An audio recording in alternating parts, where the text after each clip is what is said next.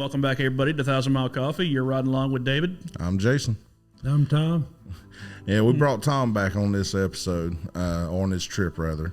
On the last trip, we said we was going to talk about managing our managing our clocks this time. But we was talking with some buddies of ours, and they had made the comment that we didn't touch enough on winter driving, even though the winter months is pretty much over with here on the East Coast. But out west, out in the Rockies, they're going to be dealing with winter for a couple more months. So, Tom's got more experience than David or myself does, especially when it comes to driving in those type of areas. So we brought him back on here to kind of get his take on what, the experiences he's had, what he takes with him, what he keeps in his truck as emergency prep. So what all do you keep in your truck? Well, the main thing I do is I take the chains out of the garage and put them back in the truck. So I keep a set of chains in a box in the truck so that if I need them or I'm directed to put them on, then I've got them with me. Because if the police don't necessarily agree with your winter tires, they might tell you to chain up. So if you don't carry them with you, then you're liable to be on the side of the road until they release you. Right. Now, if I'm not mistaken, isn't it law in Colorado that you have, for certain months, you have to have chains? I don't know about that, but I must meet that law because I carry my chains all the time. Okay. You're right, David. I was getting ready to say that. There actually is, I don't remember the months, but then it's not just Colorado. It's some other states, too, that have chain law that require you to have chains on. Even if it'd be sunny outside, no matter, you got to have chains. I remember because I think it was... Or not chains on, I'm sorry, chains with you. So I want to say it's west of... I want to say for Colorado, it's west of Denver, you're required to have chains for certain months. Right, okay. So you keep the chains with you all winter long? Yeah, I put them in probably in August. I put them in my truck in August because when you start heading west and in the north, you're going to run into some weather that might require them. Now, I've heard him say it. I've heard some of my other buddies say it. If the signs pop up saying chain law in effect, meaning you have to chain up, they say that tells them they got to park. Yeah, now, all those chain sites that I go by where they have the highway patrol out there and they're looking at your tires, they've never had me chain up because I carry snow tires. Right. I run snow tires. And I put my snow tires on about the same time, usually July, August, about the same time that I put the chains in the truck. Even though it's warm and you got good weather out here, when you go north, see, I used to run in Canada also. So you got to be careful. You got to be prepared. So in fact, I still got chains in my truck now. Well, as long as you still got to have them, because like I said, it's nice here. Yeah. But I had one of our friends, Matt Daniels, who had told us it was July, and I think he said it was in July, and he was up in Yosemite and it was snowing. Yes. I just told you a little bit ago that I ran into ice in Flagstaff in August. Yeah. So it's good to, in fact, sometimes I don't even take them out. Like I say, I got them on now, and I usually will take them out in April and put them back in July, August. So, because that's a few 100 pounds of cargo you can't haul. Yeah, because them chains ain't heavy, or ain't heavy. Chains ain't light. No, they're not. David, what kind of stuff do you carry in your truck, bud? I don't carry chains because we don't run the West Coast. So normally what I carry would be extra water, extra blankets, your clothing and stuff like that for winter weather. Yeah. In case my truck does break down, I'm able to keep warm inside the truck. One of the things, here's another thing. For me, I carry candles. Not only, and I know y'all can think whatever you want, but the Yankee Candles, yes, they smell good. But inside that truck in the middle of winter, if my truck shuts off and won't start and I'm snowed in, that candle at least keep me warm enough from freezing. And I do have to admit the pumpkin spice one does smell really good. Yeah, you should smell the sugar cooking one I got. Yeah, well, I usually carry multi-layers of clothes. I got insulated pants, and I have insulated shirts, and then I have different levels of shirts, of coats, I got like a spring coat, and then I have a little bit heavier coat, and then I've got a coat that's pretty heavy, so we can stay warm in the wintertime because we drive all over the United States and we're in all kind of conditions. And if you get there at night, you don't want to run your truck all night, so you just dress up. Yeah. Now, one of the things another thing too, other than the candles, see, I carry pretty much the same thing. I've got the extra clothes, the extra, I got 2 or 3 hoodies, a jacket. I got 3 blankets that I keep with me in the truck, just in case it gets snowed in and you run out of fuel. But also, I always make sure I've got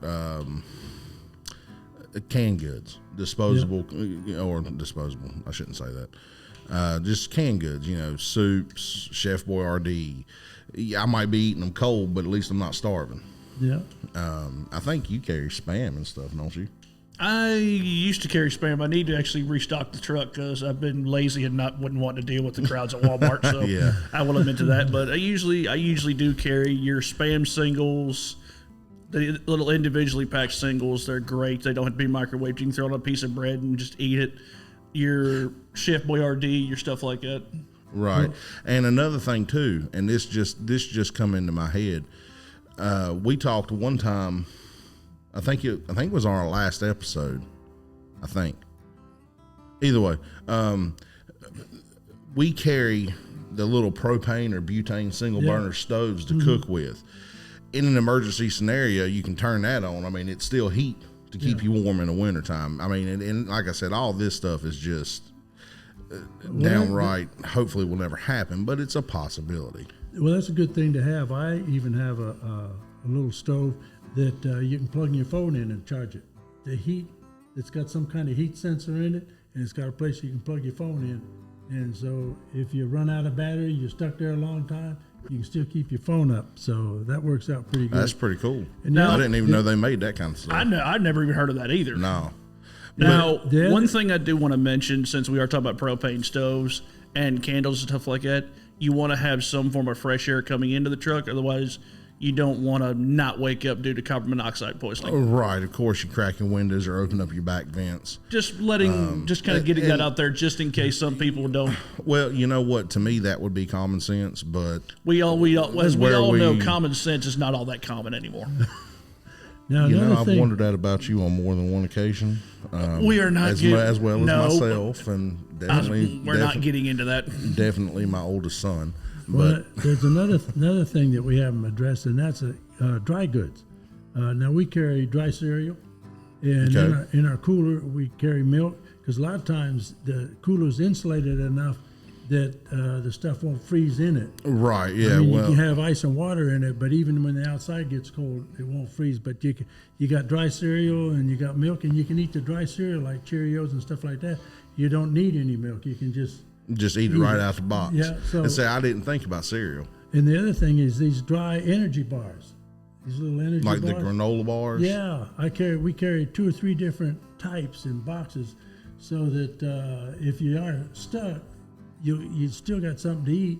You don't have to worry about cooking anything. All you do is you just get your granola bar out. And see, I've always just carried soups, Chef Boyardee, just canned goods for that kind of stuff. But I didn't think about because, I mean, come on now, who wants to eat cold soup and cold Chef Boyardee? It's not good. No, but the cereal, the granola bars, that stuff is not going to matter. Speak for yourself. I actually prefer cold Chef Boyardee. I actually prefer it cold over warmed up. Yeah, but you're weird.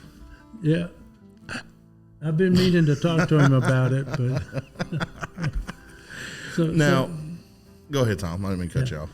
These are all good things to take in the truck, and of course the other thing is you always want to have your cell phone with you, and of course nowadays everybody has a cell phone. So yeah, nowadays they do. Now let me ask you this: when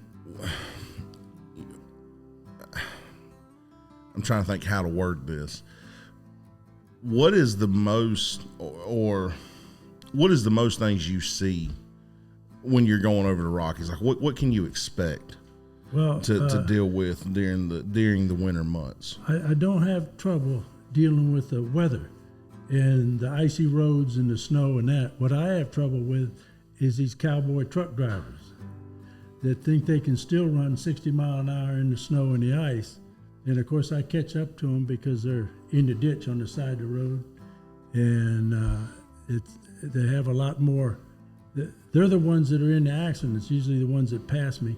The deal about ice and snow is it's unpredictable where it's going to be on the road, so you have to slow down. And so, yeah, I agree with that, and you know, we see that around here anywhere. Oh yeah, you'll have that one cowboy, as you say, who I call him a jackass, but cowboy, as you say, who runs the left-hand lane when there's sleet and snow and slush, and everybody's in the right lane to be safe, and he's fishtailing going down the road because he wants to go 2 mile an hour faster. Yeah, and the biggest thing is since the roads are unpredictable, you got to be predictable. So you got to slow down, and because you're going to hit dry spots, and you're going to want to speed up pretty good in dry spots. It's all you've got. You yourself have to evaluate the road and what kind of speed you want to run to stay safe. Right. And some roads you don't pass on, but I can tell you, all the driving I've done in the north and through Canada and all that stuff, the deal is to slow down, take it easy, and usually you'll get to where you want to go. And I've only been stopped twice by snow, and that's because the police shut the road down. Other than that, I've been able to drive in any of the snow conditions that they got out there, as long as the road is considered open. Right. Yeah, I got shut down. Like I told you, I got earlier. I was on 70 going to Denver, and they shut the road down, but luckily they didn't shut it down but for a couple hours. Now, have you ever been shut down due to snow, David? I know you have because of high winds. I have not been shut down due to snow. The worst thing I've had to deal with was the chain law, but I was able to luck out and just take a 10-hour break, and the chain law was lifted in the morning. Mm-hmm. Because the company I was working for at the time, their opinion was if you have to put chains on the truck, you are to stop. We do not want you putting chains on the truck. Now, I'm going to say safety this. Reasons. I'm going to say this. A lot of people might not know what we're talking about when we say chains. What it is snow chains that go wrap around the entire tire. You put them on your drive axle, and they help bust up the ice and anything there to give you traction. When you go over into the Rockies in these certain areas, they will have chain law, which means if it signs flash and chain up, they have spots that you pull over at, and you get out and you put chains on your tires. Some drivers that I've talked to, oh yeah, I don't mind, I'll chain up and keep going. It keeps me moving. That tells me the weather conditions too bad. The chains, in my mind, are designed for to get you out of a situation, not put you into it. Right. They're designed to get you out of a bad scenario. Now, you know, we talked about the weight differences just a minute ago with the chains. Have you ever thought about running tire socks? No, I've heard of them, but I've never run them. In fact, I've never run chains. Every time I come up to a chain place where the highway patrol are there, they look at my truck and they see what kind of snow tires I got, and they say, you're good to go. Well, that's something you might want to look investing into, is getting some tire socks. Tire socks are They're a mesh type, they're a mesh sock. I know exactly what you're talking about. Yeah. I had a set. They're just a mesh sock. All they do, you slip them on the tire like you would chains, but they're a lot easier to put on. They're elastic on the back. Basically the word, it's like a sock. It's a sock. And they weigh nothing compared to the chains. So that'll let you haul a little more weight. And they're passed. And they're DOT legal. Okay. DOT legal. They are DOT legal. The only difference I know I've seen with them is you can't run as fast on them as you do with chains. I know some guys with chains, they can run 25, 30 mile an hour. I think with the socks, the max you can do is like 15. Oh. Now, you know, yet again, even with the tire socks or chains, whichever you carry, and this is just my personal opinion, and I know it's his as well, and from what it sounds like, it's probably yours too. If they say, "Oh, you need to chain up," nope, that means I'm done. I'm gonna park right here until this is over with. Well, I've run an awful lot in snowy conditions, ice conditions. If they told me to chain up, I'd chain up. Most of what we have is because I haul AA&E, arms, ammo, and explosives, and that's time sensitive. It is, and they don't want you sitting on the side of the road. We haul high value stuff. They want you moving, and of course, if you can't move, we're tracked by the Department of Defense. We got a lot of rules that we got to follow. Right. So they want us to keep moving if we can, but be safe. They understand, and if we call them and tell them the roads are not safe enough, they will say, you just park until you Park it and leave it there. until you feel like the road conditions are well enough that you can run again. So they do look out after us, but if there's any way that we can keep going safely, they want us to keep moving. They don't like us sitting on the side of the road. Right. Now I'm gonna say this too, and David, you can correct me if I'm wrong here, because it happened to his brother. He was up in Canada hauling boats. I think he had a 3-stopper or 4-stopper. 3-4-stopper, something like that. Either way, they shut the roads down for 3 days. He was in a truck stop that was packed in for 3 days, and I think the place lost power. I'm wanting to say they did. I could be wrong on that one. I think they did lose power, but it was only for like maybe half a day. Okay, see, before they got power back. Okay, see, I didn't know how long. I just remember him saying they lost power. So you want to make sure you got extra food, water, drinks, or water mainly, but you want to make sure you have that with you, because here he is snowed in, can't go anywhere. This business that's there loses power for a couple of days. You ain't got food in the truck. You're going to go hungry. Mm-hmm. When you go out, and this is the way I've always looked at it, and I think, tell me if you have or not, but I always prepare for as if I'm going to be shut down for an entire week because of the weather. I want to make sure that it's a survival thing at that point. Yes. Yeah. And when we talk, you do want to make sure, but you got to prepare ahead of time. That's right. What we were saying before. Prep. You got to get this stuff in your truck when it starts to turn cold weather. And you leave it there. And you leave it there. Yep. Now, we'll eat the cereals and the granola bars as we go along, and then we just restock. I've talked to a couple buddies. One of my buddies, Mark, he carries MREs. Yeah. You know, he gets a big box of MREs and puts them up there. You'll survive. Right. I'm over here like, ooh. You might be sick of the. You might be sick of corn by the 4th day, but at least you're still not going hungry. So, now, what's the scariest one you've ever went through? The scariest winter situation or weather situation in general. It ain't even got to be winter, just something dealing with the weather. Well, we picked up, I was driving out of Chesapeake, and 3 of us got a call at home that we had to come in and pick up a tractor and a LP tanker, okay, and go load it at the LP station. And then we had to drive, we were in Chesapeake, and we had to drive up to, I think it was Harrisburg, Pennsylvania, which is up on 81. It's a good ways up. Been there. Yeah. Now, this is on a Sunday. We left out on a Sunday, and good weather. But by the time we hit the interstate, 64 going north, we ran into snow. By the time we got about halfway there, it was about 6-8 inches on the road. Ooh. And we were cutting just about new traffic. So the plow trucks hadn't even got to it, started scraping yet, had they? In Virginia, they hadn't started plowing the road, but they shut the road down. And so my other 2 buddies asked, what we're going to do. He says, these guys are running out of propane, and this is for the city. We got to just keep trucking through until we can't go any further. Well, if the city don't have the propane, then they're not going to have ain't going to be able to load the salt in the trucks. They're not going to be able to do anything. And that supplied all the city. So we got up there that night, and of course the guy, we met the guy there where we load the propane at, and he couldn't believe we got through. So we decided we'd wait in the morning at daylight and then offload. So we got offloaded that day, and the roads were still closed. But see, I had to go to work Monday.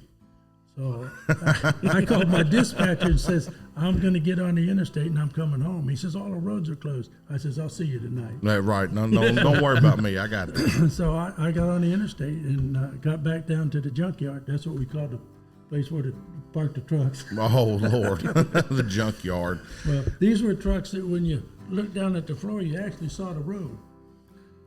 So it's one of those trucks that you drop the cigarette butt and watch it bounce underneath the truck as it goes down the road. Yeah. Wow. So, how was that DOT legal? I didn't worry about DOT. I was the driver. There you go. That's All right. the owner's responsibility. He says, get in the truck, I get in the truck. All right, there you go. What about you, David? What was one of your scariest? Now, I've kind of lucked out. I've never had to deal with the winter weather that much. Most of the stuff I've dealt with has just been a little bit of snow stuff, and I guess I've gotten lucky on that one. For me, it was back with one company I used to work for, running out towards Salt Lake City, Utah, and you can agree with this. Running across, let's say you're Nebraska and Wyoming, some of the winds you get out there. Yes. And you're running across I-80 and you're driving along, all of a sudden the wind, you start seeing your truck, you start feeling your truck doing this, and you look in your mirror and your trailer's in the other lane. Yeah, I was going to say, they usually end up in the other lane. Yeah. When you got there. And you sit there, and by the end of it, you're having to call the record to come pull the seat out of your rear end because it's so far up there, because you're just... See, now, I've never gone across or had to deal. Well, I've been in Nebraska, so I've dealt with a little bit of the winds, but I've never been to Wyoming, so I've never dealt with those kind of winds. But it's been a few years ago. I was making a load. I was in West Point, Virginia, to Rock Tin Company delivering recyclables. And right when you leave Rock Tin Company, you go up and over one of those real tall bridges over the water. And the wind was real strong that day, and I remember riding, and I looked in my driver's mirror, and I said, wait a minute, where the hell did my trailer go? I looked over in the passenger mirror, and my trailer was on the shoulder. It had pushed me that far. And I was on top of this bridge. I was, the pucker factor was very high.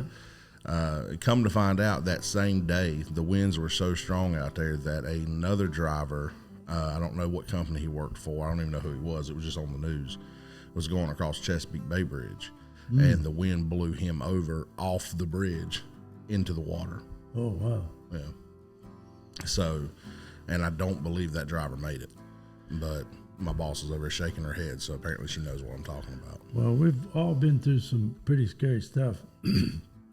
Another time I was got called by the dispatcher, and he says, we got to get a load of diesel fuel to the Outer Banks, because that's what they run their power by. Is, to the Outer diesel, Banks? Outer Banks. The city runs off big diesels. Oh, okay. And so they couldn't get a driver to go out there because there was a hurricane in the area. So they called me and asked me if I'd go. And I said, yeah, I'll go. So they closed the bridge down on 158 that goes onto the island. But these guys needed fuel. And so I waited for the wind to calm down, and I got across the bridge loaded. Hammered down. Easy. Yeah, that was easy. Going to the island, but on the way back, I'm empty. And so I had to wait again until I felt like the wind was down low enough to get across it. And, yeah, most of those winds, when you're heavy, you don't have to worry about it not as too much. From what, especially a tanker, because it blows all around. Right, and that's one thing. Like I said, I've never dealt with the real strong winds like these guys have, but I've noticed that even in the little bit of winds I dealt with in Nebraska, when I was empty versus when I was loaded with 30-some thousand pounds, it wasn't hardly.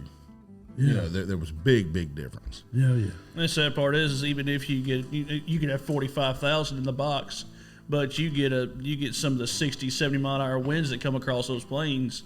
Yeah. Even then, they'll tell all high-profile vehicles to stop because it'll still blow over a fully loaded semi without question. Now, one thing I do want to say here, I was headed. I told you about this earlier. I was headed up to Buffalo on 90, and I went across Lake Erie, and I dealt with. I'd heard the saying "lake effect snow," and I never knew what they meant by that until I dealt with it. Lake effect snow is in real big, heavy snowflakes that are real wet. I mean, and it will lay down a foot of snow in a matter of 20 minutes. I'd had to deal with that, whiteout conditions. I couldn't see 50 feet in front of the hood of my truck. Four ways on 10 mile an hour, looking for a safe place to pull over. I say all this, I tell you this story because in my opinion, I've seen drivers who, it's bad, and they just pull over on the shoulder of the road. It's one of the worst things to do, because now you take a chance of somebody losing control and hitting you. If you can make it to a shoulder of an off or an on ramp, do it. I don't care if you're doing 5-10 mile an hour. Put them 4-ways on and be safe about it. Now, if you just end up in a ditch, then you end up in a ditch. But I would rather try to push it a little further to be safer.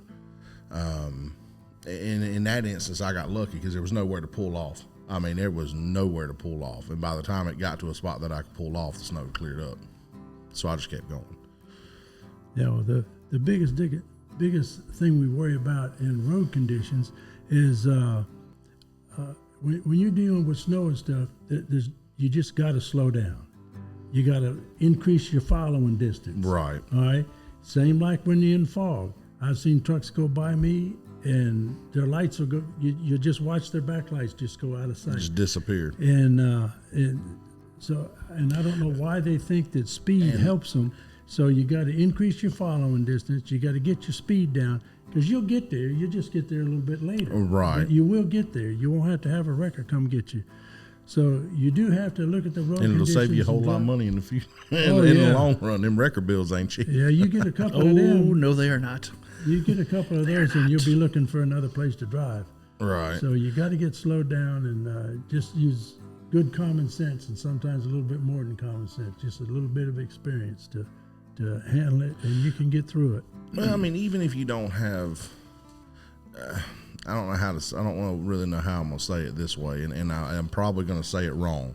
But even if, when I first started driving, we live in North Carolina. There ain't a lot of snow out here. Mm-mm. So just use common sense. Like you said, decrease everything, slow it down, increase, not decrease, increase your following speed. Increase your following distance. Damn, I can't talk. Not increase following speed. I mean, man, what did you do to me last night? Because I'm talking like you now, and this ain't right. But trade off. Now you see why I don't talk as much during these things, because I know how tongue tied I get in this. But increase your following distance, decrease your speed, and just be safe. Don't try to get down that road and get there 5 minutes sooner. It's not worth it. Yeah. Well, one of the funniest things that happened to me is in snowy and icy conditions. I was coming out of North Carolina back into Virginia to get back to the junkyard, and I came through Franklin, Virginia on 58. Back then that was the deadliest highway in the state of Virginia, and so I come up over this. Some might hill. argue it still is. No, right? Yeah. Well, it's 4-lane now, but I come over this little hump, and there's a highway patrolman kind of goofing around on the ice. He was spinning around and fishtailing, just having a good time. So I got on the CB. I says, if you can hear me, I suggest you stop it, because I'm coming behind you and I ain't got no brakes on the ice. I was empty. Oh, so all of a sudden that trooper's truck just went he like went that. straight and kept on getting it. Yeah, he just went straight, slowed down, and I come right by him and went on. So back then they listened to guys on the CB, but I don't know about now. They don't do that anymore. They don't do that no more. No. Well, I believe that's all the time we got for today. Tom, I appreciate you coming on here and helping us do this. I always enjoy it. This is good stuff. So while you're working with everything, stay safe, guys.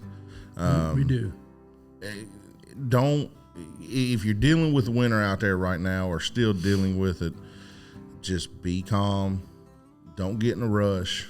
Everything will be just fine. That's all we have for this time. We appreciate you riding with us. We'll see you next time. Just As always. Just keep the shiny side up. That's the only thing I can tell you. There you go. There you go. All right, y'all. We'll see you next time. Everybody have a good one.